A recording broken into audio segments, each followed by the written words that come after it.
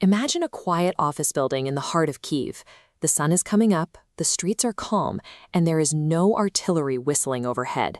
Inside, two operators are sipping energy drinks and staring at a pair of Dell monitors.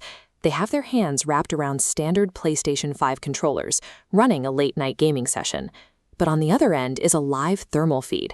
When they pull the trigger, a 25-pound explosive drops from the sky, and an enemy armored vehicle erupts into a blinding white heat signature miles away. The physical reality of the front line has been compressed into a screen. Pilots sitting in a warm office can drop 3 to 4 shells in a single mission, and then step outside for a smoke break, while a ground crew reloads the aircraft. This visual is a column of Russian tanks, representative of the 1.5 million active personnel and the massive armored fleets Moscow has deployed. The math still favors Russia, at least on paper. Russia relies on sheer human mass. They execute repeated infantry charges, absorbing enormous casualties to inch their way through defensive positions. Early in the conflict, Ukraine tried to counter this with drone teams, but traditional radio links meant pilots had to hide in freezing, muddy bunkers within 15 miles of their targets. That made the highly skilled operators prime targets for incoming artillery strikes. Trading specialized pilots for conventional ground hits was a losing equation. Ukraine needed to physically isolate the pilot from the kill zone, keeping their specialized personnel alive. Instead of relying on small commercial kamikaze units, engineers built dedicated strike platforms. This heavy multi-rotor quadcopter is part of the Army of Drones initiative, specifically designed to haul heavy payloads across enemy lines. By strapping a flat, white Starlink dish directly to the drone's frame, engineers bypassed traditional radio range limits and the interference of electronic jammers. This spatial flow map illustrates how the kill chain is distributed. A ground crew near the front line loads explosives and launches the drone. The control signal bounces up to orbit and routes directly down to a pilot in a protected city center office. The physical distance between the desk and the target no longer dictates the mission's success. A pilot in a secure office can rotate through sorties across multiple sectors in a single shift, sitting behind a massive buffer zone.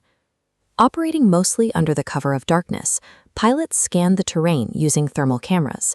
In black and white, a warm engine block or a soldier huddled in a trench glows stark white against the cold gray earth.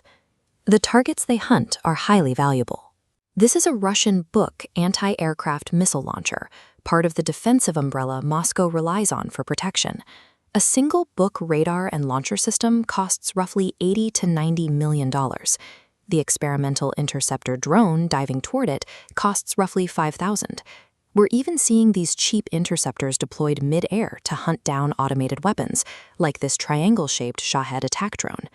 This asymmetrical exchange targets Russia's ability to sustain conventional, heavy armor warfare. The economics of that exchange are almost absurd. To maximize that damage, leadership turned remote warfare into a competitive sport. This is Mikhailo Fedorov, Ukraine's Minister of Digital Transformation, who helped launch a point-based incentive system called the Army of Drones bonus. This digital scoreboard applies video game mechanics to live combat. Pilots score points for hitting targets, 20 for a tank, 50 for a rocket system. To stop infantry charges, leadership simply increases the point value for a soldier, actively redirecting pilots to the highest payout. In 1 month, adjusting a single cell in a spreadsheet doubled the kill rate against infantry. No new weapons or training, just a better incentive. Because every kill has to be verified by video to earn points, the government is simultaneously building a massive database of combat footage. This creates a clear, measurable hierarchy of pilot talent, making the most accurate operators immediately visible. Those top-tier squads take their points to a digital marketplace called Brave One, described by officials as Amazon for the military. They cash in their high scores to order heavier bombers, hundreds of fresh FPV drones, and better thermal optics. And if the enemy manages to shoot one of those new drones down, the pilot suffers absolutely no harm. They simply click over to a fresh connection, respawning into a fully charged drone miles away to continue the attack. This loop targets the core of Russia's strategy. Moscow cannot bleed a drone unit dry with artillery when the pilots are never within range of the guns. Every serious military on the planet is watching this play out. They are looking at how a domestic startup culture built a 24-hour rideshare-style dispatch system for remote aerial bombing. The 600-mile front is now an active digital ecosystem where ground units serve as anchors for remote operators chasing a high score. The game has changed, and warfare will never return to what it was.